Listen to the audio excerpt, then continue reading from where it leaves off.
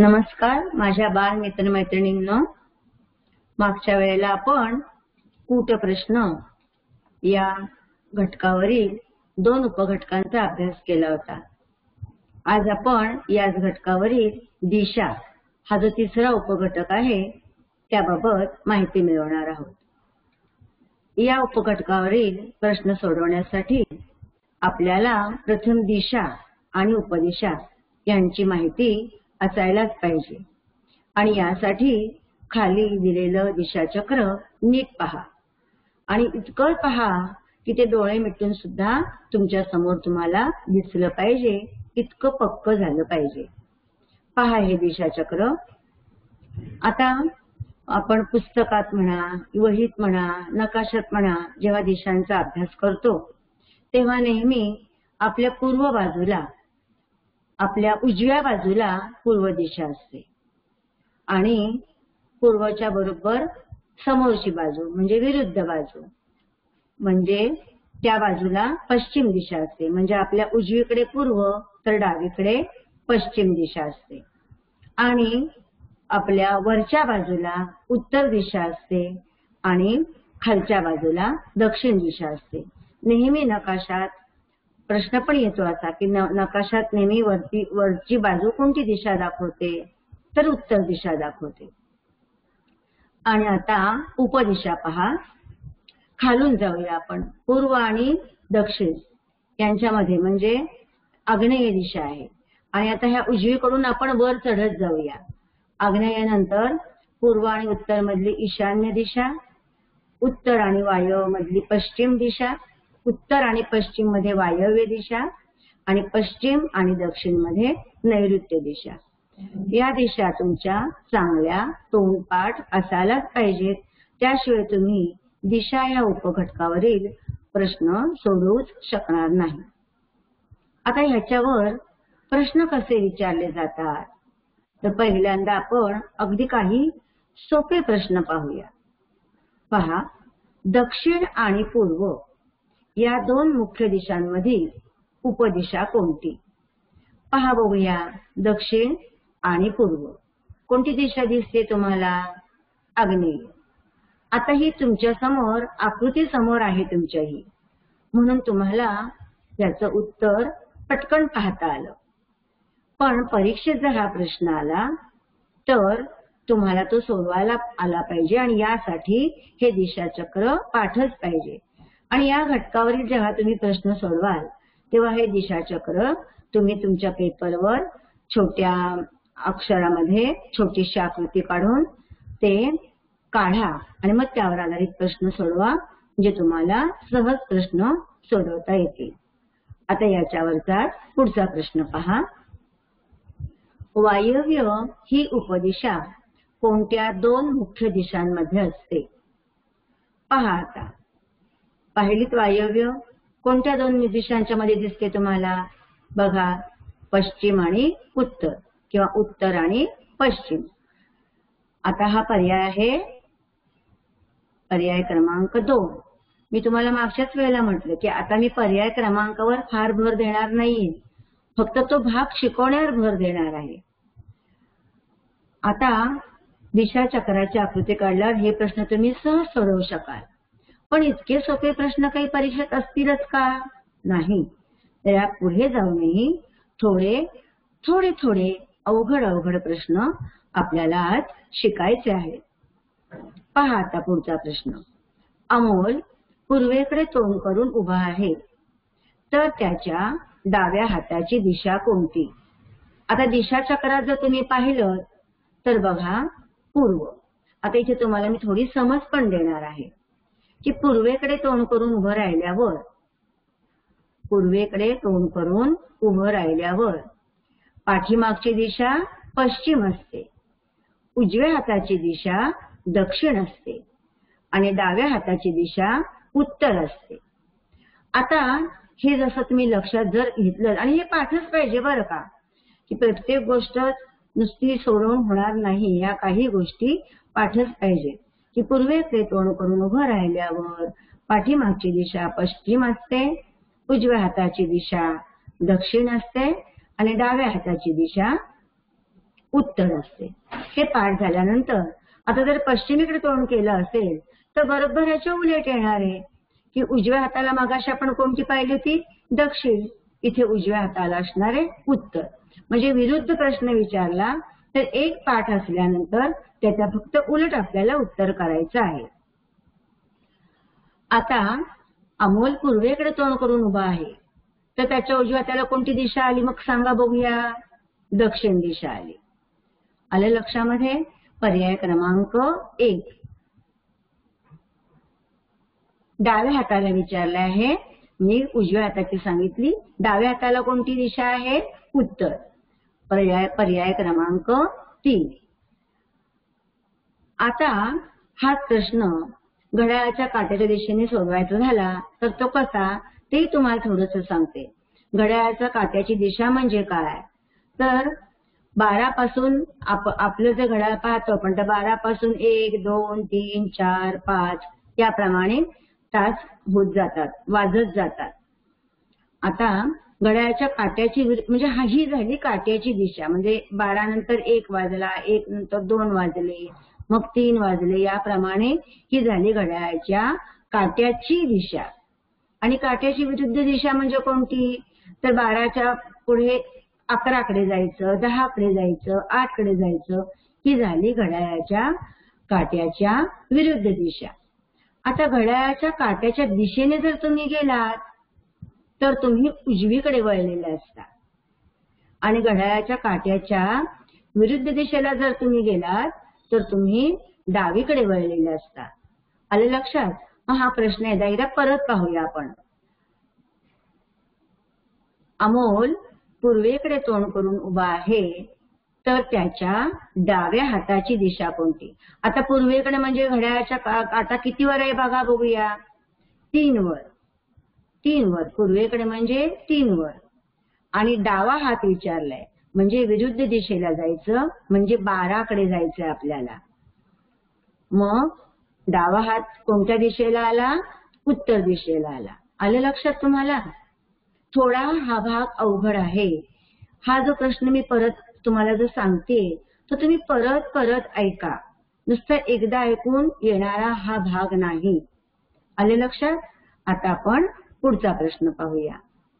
काय याच्यावरचा अजून एक प्रश्न आपण सोडवूया. पुढचा प्रश्न पाहण्याच्या आधी अजून आपण एक तोंडी हाच प्रश्न पाहूया आपण आणि तो दिशा बदलून घेऊया आणि सोडवूया.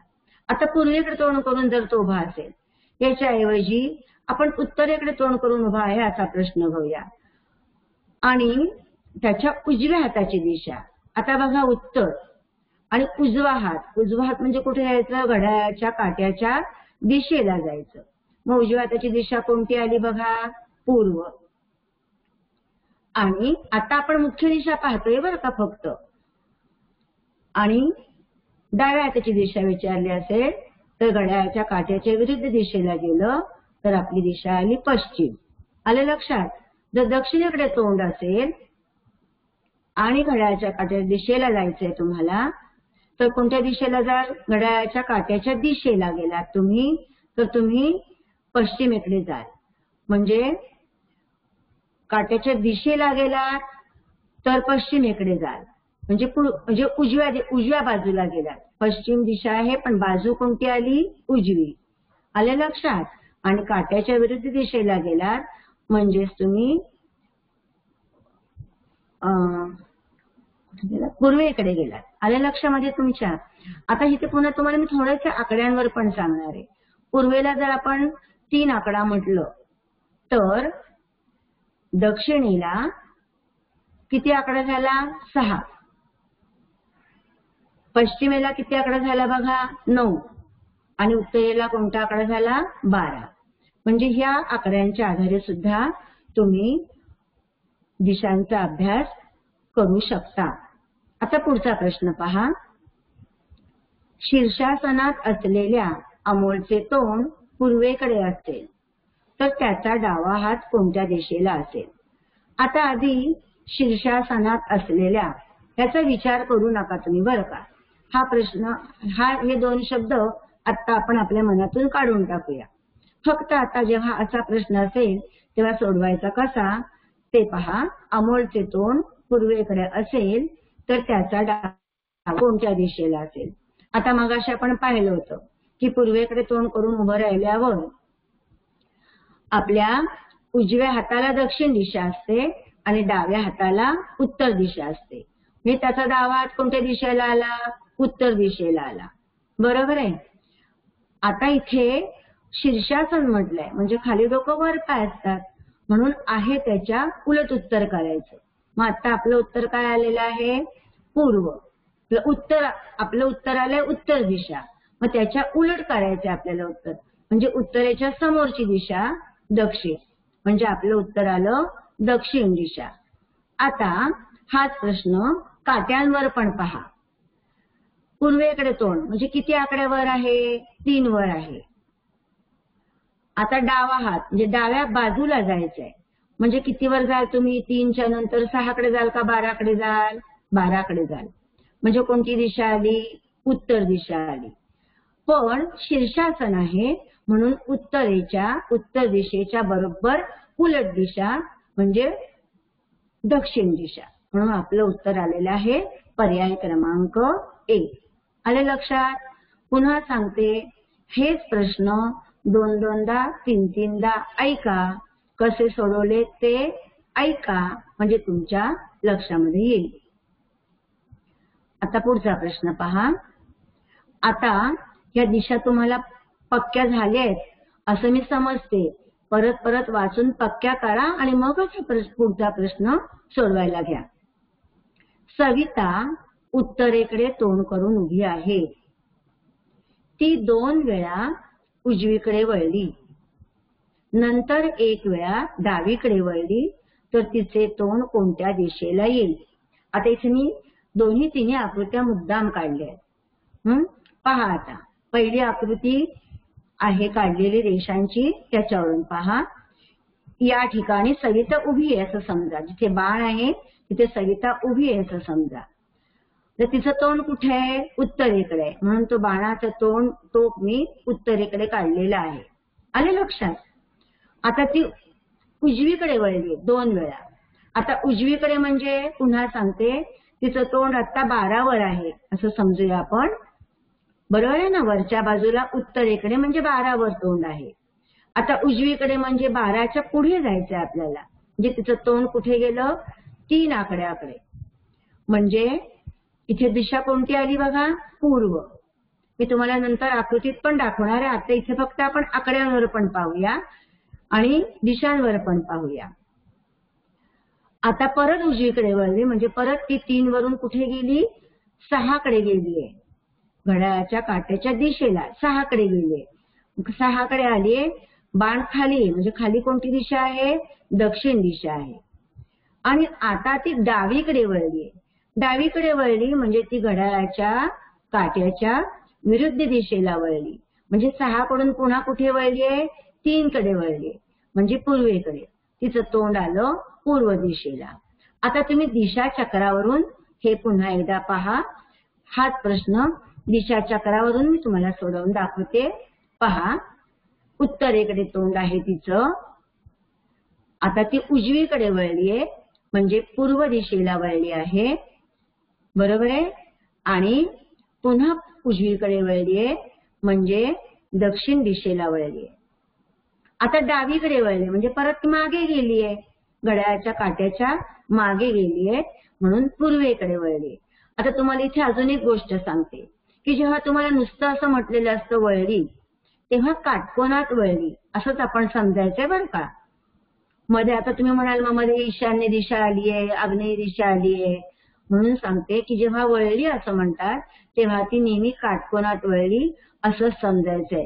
आणि जेव्हा तसं नसेल, त्यांना जेव्हा उपदिशा उत्तर अपेक्षित असेल तेव्हा तसं त्यांनी उल्लेख केलेला असतो प्रश्नामध्ये. आले लक्षामध्ये? आता पुन्हा मी घड्याळाच्या प्रत्यक्ष आकृती जी काढलेली आहे त्या आकृतीवरून तुम्हाला हा प्रश्न सोडवून दाखवणार आहे. म्हणजे तुम्ही दिशा चक्र काढून पण सोडवू शकाल आणि घड्याळाच्या काट्यांवरून पण हा प्रश्न सोडवू शकाल. आता तो कसा सोडवायचा ते पुन्हा बघा. सविता उत्तरेकडे तोंड करून उभी आहे. मगाशीच आपण पाहिलं की वरच्या बाजूला नेहमी उत्तर दिशा असते. नकाशात, वहीत, पुस्तकातून अभ्यास करताना नेहमी आपली उत्तर दिशा जी आहे ती वरच्या बाजूला असते. मग उत्तरेकडे तोंड करून उभी आहे म्हणजे 12 आकड्यावर उभी आहे. 12 आकडा आहे घड्याळाचा. आता उजवीकडे वळलीये 2 वेळा म्हणजे घड्याळाच्या काट्याच्या दिशेने पुढे सरकलीये. म्हणजे 12 नंतर काटकोनातून वळली असं समजलोय आपण. 3 कडे वळलीये आणि पुन्हा उजवीकडे वळलीये म्हणजे 6 कडे वळलीये. म्हणजे तिचं तोंड आता दक्षिण दिशेला आलेलं आहे. पण अजून ती एकदा वळलीये आणि ती डावीकडे वळलीये. डावीकडे म्हणजे घड्याळाच्या काट्याच्या मागच्या दिशेला जायचंय. मागच्या म्हणजे 6 वरून 9 कडे न जाता 6 वरून 3 कडे जायचंय. मग आता तिचं तोंड कुठे आलंय? 3 वर म्हणजे पूर्वेकडे. आणि मगाशीचा एक प्रश्न पाहिला होता तो तिथे फक्त मी तोंडी घेते. जर आता हे जर आता उत्तर आपलं आलंय पूर्व, पण हा जर प्रश्न शीर्षासन मधला असता तर ह्याचं उत्तर उलट केलं असतं आणि उत्तर आलं असतं पूर्वेच्या उलट म्हणजे पश्चिम. अर्थात ती वळलीये म्हटल्यानंतर शीर्षासनात होणार नाही. फक्त शीर्षासनाचा प्रश्न असता तर तो उलट कसा करायचा तेही परत मी सांगते. चला आता पुढचा प्रश्न पाहूया. आता याच्या पुढची स्टेप आहे ही. पहा, राधा घरातून निघाली तेव्हा तिचं तोंड पश्चिमेकडे होतं. आता पश्चिमेकडे तोंड म्हणजे किती आकड्यावर सांगा बघूया मला? 9 आकड्यावर. बरोबर आहे? हा. ती तशीच पुढे 10 पावलं चालत गेली. आता इथे आकृती काढलेली आहे. प्रश्न आधी वाचून घेऊया आणि मग आपण आकृती पण पाहूया. तेथून डावीकडे वळून 5 पावले चालत गेली. परत डावीकडे वळून 10 पावले चालत गेली. या माहितीवरून पुढील प्रश्नांची उत्तरे लिहा. पहा आता, राधा घरातून निघाली तेव्हा तिचं तोंड पश्चिमेकडे होतं. म्हणजे कोणत्या आकड्यावर पाहिलं आपण? 9 आकड्यावर. बरोबर आहे? घड्याळाच्या दृष्टीने 9 आकड्यावर. इथे आकृती काढली आहे कारण इथे आकडे दिलेले असल्यामुळे तुम्हाला प्रत्यक्ष ही आकृती काढावीच लागणार आहे. नुसतं घड्याळाचे काटे किंवा दिशाचक्रांची आकृती घेऊन हा प्रश्न सुटणार नाही. आता ती 10 पावलं चालत गेली. पहा इथे मी लिहिलेले वर 10 पावले. हा, पश्चिमेकडे गेलीये. आता तिथून ती कुठे वळलीये? परत डावीकडे वळलीये. डावीकडे वळली म्हणजेच घड्याळाच्या काट्याच्या विरुद्ध दिशेला वळली. म्हणजे 9 वरून 6 कडे वळत आलेली आहे. पण आता ही किती पावलं चाललीये बघा? 5च पावलं चाललीये. तुम्ही नीट बघा. जर तुम्हाला अशी आकृती काढायची वेळ आली तर रेषा कशा काढायच्या तेही पहा. पहिली 10 पावलं आहेत म्हणून मी ती रेषा मोठी काढली आहे. पण पुढची 5 पावलं आहेत म्हणून मी ती रेषा लहान काढली आहे. अगदी मोजून घ्यायला नको आहे, पण एवढं तरी लक्षात घेतलं पाहिजे की याच्यापेक्षा ही रेषा लहान आली पाहिजे. शक्यतो निम्मी, पण अगदी मोजून मापून निम्मी काढायला हवी असं नाही. परत ती डावीकडे वळली. म्हणजे आता ती 6 वर आहे. तिचं तोंड 6 आकड्याकडे दक्षिणेकडे आहे. परत डावीकडे वळली म्हणजे तिचं आता 3 आकड्याकडे जाणार आहे. ती घड्याळाच्या काट्याच्या दिशेने म्हणजे पूर्वेकडे जाणार आहे. आता इथे ती किती गेलीये? 10 पावलं गेलीये. म्हणून मी ही रेषा वर जी रेषा 10 पावलं काढली तेवढीच काढली बघा. आता ही मात्र रेषा सेम पाहिजे. जेवढी वरची काढली तेवढीच ही आली पाहिजे.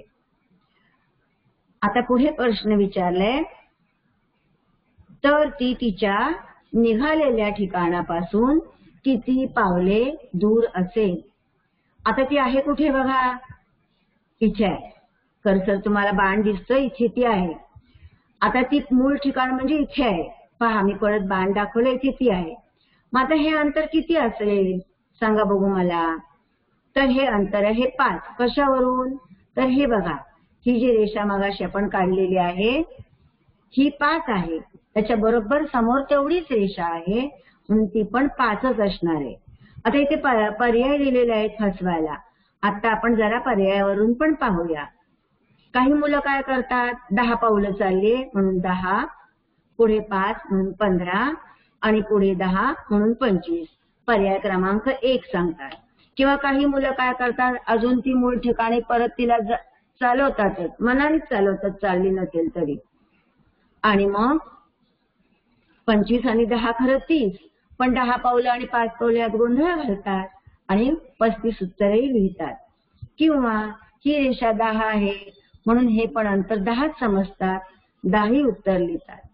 म्हणून काळजी घ्यायची आहे आणि रेषा काढताना प्रमाणबद्ध काढायचे आहेत. पुन्हा एकदा पहा, ते आता कुठे आहे, इथे आहे आणि मूळ ठिकाण म्हणजे इथे आहे. हे अंतर 5च असणार आहे. आले लक्षामध्ये? आता याच्यावर आता फक्त मी हा अंतराचा प्रश्न जरी विचारला असला तरी अजून याच्यावर कसे वेगवेगळे प्रश्न विचारले जातील तेही पहा. तिचे तोंड आता कोणत्या दिशेला आहे? ती इथे आहे, बरोबर आहे. बघा मी बाण दाखवते, इथे ती आहे. आता ह्या घड्याळाच्या काट्याच्या दिशेला पाहिलं तर 3 आकड्यावर आहे. 3 आकड्यावर म्हणजे कोणती दिशा आली? पूर्व दिशा आली. मग तिचं आत्ता तोंड कुठे आहे? पूर्वेकडे आहे. आले लक्षामध्ये? तिचं तोंड आता कोणत्या दिशेला आहे? पूर्व दिशेला आहे. पर्याय 1. आता पुढचा प्रश्न पहा. ती निघालेल्या ठिकाणाच्या कोणत्या दिशेला आहे? आता निघालेलं ठिकाण बघा इथे आहे. आता या दिशेची दिशा विचारली बरं का, मग याच्या खालची दिशा पुन्हा एकदा बघा. निघालेले ठिकाण आहे त्याच्या खालच्या दिशेला आपल्याला जायचं आहे.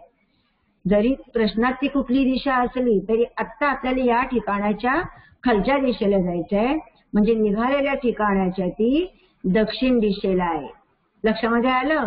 म्हणजे बघा तिचं तोंड विचारलं पूर्व दिशेला आहे, पण ती निघालेल्या ठिकाणाच्या कोणत्या दिशेला आहे? तर खाली येतोय त्या दिशेपासून आपण, म्हणून दक्षिणेला आहे. आले लक्षात? आता पुढचा प्रश्न पहा.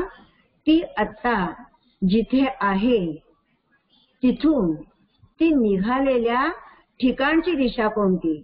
आता ती कुठे आहे बघा, बघूया. ती इथे आहे. आता त्या दिशेच्या पासून निघालेली दिशा विचारली मी. त्या दिशेच्या वर निघालेली दिशा आहे, बरोबर आहे. वरच्या बाजूला आहे. वरच्या बाजूला आहे म्हणजे उत्तरेकडे. मी निघालेली दिशा कुठे आहे? उत्तरेकडे आहे. तिच्या आत्ता असलेल्या ठिकाणापासून निघालेली दिशा ही उत्तर दिशेला आहे. आले लक्षामध्ये? आता जर हे प्रश्न मी तुम्हाला आता हे जे प्रश्न दाखवले हे जसं मगाशी सांगितलं की वळली म्हटल्यानंतर काटकोनात वळली असं समजून आपण हे प्रश्न सोडवतो. पण आता याच्यामध्ये थोडासा मी बारकावा घेणार आहे. तो पहा. इथे पावलांचं अंतर जे दिलंय त्याच्यावरून पाहूया आपण. आता हे शेवटचं जे वाक्य आहे प्रश्नातलं शेवटचं वाक्य पहा. परत डावीकडे वळून 10 पावले चालत गेली. इथे 10 पावलं न चालता जर ती 5च पावलं चालली असती तर हा माझा बाण आहे इथपर्यंत ती आली असती. आले लक्षात? आणि आता जर तुम्हाला विचारलं असतं की ती निघालेल्या ठिकाणापासून कोणत्या दिशेला आहे तर इथे तुमची दिशा कोणती आली असती पहा. कोणती दिशा आली असती? आग्नेय दिशा आली असती. पूर्व आणि दक्षिण यांच्यामधली आग्नेय दिशा आली असती. आले लक्षात? तर अशा प्रकारे हे प्रश्न विचारले जातात. तुम्ही ते परत परत अभ्यासा. आता थोडा अजून पुढचा प्रश्न प्रकार आहे तो म्हणजे अशी आकृती दिली जाते. ही अशी म्हणजे अशा प्रकारची कोणतीही आकृती दिली जाते आणि त्या आकृतीच्या आधारावर प्रश्न सोडवायला दिले जातात. पहा आता जे प्रश्न आहे. राधा र या ठिकाणी उभी आहे. तिला र या ठिकाणापासून म या ठिकाणी जाण्यासाठी किती वेळा वळावे लागेल? आता पहा मी तुम्हाला सूत्र सांगणार आहे, पण त्या आधी समज देते पहा. पहिली रेषा र या ठिकाणी उभी आहे, तिथून ती सरळ चालत गेली. आता इथे कुठे वळली आहे का पहा बघूया. कुठेही वळलेली नाहीये. आले लक्षात. आता एवढीच फक्त गोष्ट सांगितली. आता हा सोडवायचा कसा प्रश्न ते सांगते. किती रेषा आहेत मोजा बघू. 1 2 3 4 5 आणि 6. 6 रेषा आहेत. 6 वजा 1 म्हणजे किती वेळा वळली. 5 वेळा. हे सूत्र आहे की एकूण रेषा वजा 1 बरोबर किती वेळा वळली त्याचं उत्तर येतं. आता हे वजा 1 का करायचं ते तुम्हाला मगाशी मी सांगितलं, ते पुन्हा एकदा सांगते. तुम्ही निघाली दादा तिथून सरळ चालत या. सरळ चालल्यावर वळली का कुठे बघा. कुठेही वळलेली नाही, म्हणून आपण वजा 1 केलंय. आलं लक्षामध्ये. आता पुढचा प्रश्न पहा. या प्रवासात तिचे तोंड किती वेळा पूर्वेकडे होते. आता आकृतीवर पुन्हा बघा. आता पूर्वेकडे आणि पश्चिमेकडे विचारलं तर या आडव्याच रेषा पाहायच्या आहेत. पण नुसत्या आडव्या रेषा पाहिल्या किती आहेत बघा. आडव्या रेषा 1 2 3. पण या 3 आडव्या रेषा जरी असल्या तरी 3 वेळा पूर्वेकडे असं आपण म्हणू शकत नाही, कारण ती निघाली कुठून ते आपल्याला पाहायला पाहिजे. तर आपण चालत जाऊया. पहा, पहिलं पूर्वेकडे आहे, 3 आकड्याकडे वळले. आता पुढच्या दिशानुसार मी त्याला सांगत जाते. इथून ती खाली आलीये म्हणजे दक्षिणेकडे आलीये. तिथून ती पुन्हा आडवी गेली. आडवी जरी असली तरी ती पश्चिमेकडे गेलीये, म्हणून ते मोजायचं नाहीये. आता पुन्हा खाली आलीये म्हणजे दक्षिणेकडे आलीये आणि आता परत आडवी गेलीये म्हणजे पूर्वेकडे गेली. 2 आली पूर्व आणि आता खाली आलीये दक्षिणेकडे. म्हणजे किती वेळा ती पूर्वेकडे वळली आहे. 2 वेळा. आले लक्षात तुमच्या. हा, आता पुढे बघा. पुढचा प्रश्न पहा. आता हे मी फक्त पूर्वेकडे घेतलंय. तुम्हाला पश्चिमेकडे विचारलं जाईल, दक्षिणेकडे विचारलं जाईल, उत्तरेकडे विचारलं जाईल. आणि आता ह्याच्यामध्ये तुम्हाला मी अजून एक गोष्ट सांगते. जरा परत आपण आकृतीवर जाऊया. आता तुम्ही र पासून निघून म पर्यंत आलात, म्हणून तुमचं 2 वेळा पूर्व आलं. जर तुम्ही हेच उत्तर म पासून गेला असता तर एकदा सोडवलेला प्रश्न असला एका दिशेने की दुसरा प्रश्न जर उलट दिशेने जरी विचारला असेल तर आपलं उत्तर फक्त आहे ह्याच्या उलट करायचं. म्हणजे आता पूर्वेकडे किती वेळा आली तर आपलं उत्तर 2दा आलंय. पश्चिमेकडे किती वेळा आली तर ह्या ज्या पूर्व दिशा आहेत त्या आपल्या पश्चिम होणार आहेत. म्हणजे पश्चिमेकडे किती वेळा वळली. 2 वेळा वळली. आले लक्षात. पाहायचंय का एकदा परत पहा म्हणजे तुमची खात्री पटेल. चला म पासून निघूया आपण. वर गेली म्हणजे उत्तरेकडे, इकडे आली पश्चिमेकडे एकदा, परत उत्तरेकडे, पूर्वेकडे, उत्तरेकडे आणि पश्चिमेकडे. म्हणजे एका बाजूने एकदा उत्तर सोडवलं असेल तर दुसऱ्या बाजूने पुन्हा वेगळं सोडवायचं नाही. फक्त आलेल्या उत्तराच्या उलट उत्तर आपल्याला करायचं असतं. म्हणजे मगाशी पूर्वेकडे 2दा होतं आणि पश्चिमेकडे एकदा होतं. म पासून जाताना पश्चिमेकडे 2दा आणि पूर्वेकडे एकदा असं आपलं उत्तर येईल. आलं लक्षामध्ये. आता पुढचा प्रश्न पाहूया.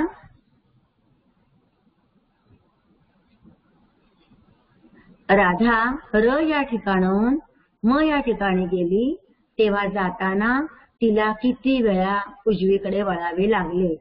पहा आता आकृती परत एकदा.